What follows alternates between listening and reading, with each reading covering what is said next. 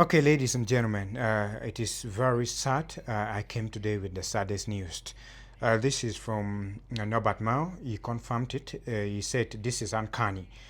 On the fourth anniversary of the death of the speaker, Jacob Oulanya, we have lost his father, Mzee Nathan Okori.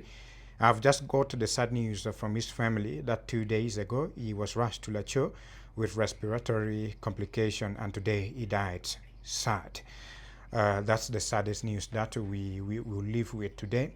It's very unfortunate that on the fourth anniversary of celebrating the wisdom of the former speaker, the speaker elect of the 11th Parliament, who passed away in Seattle, United States, with complication as well.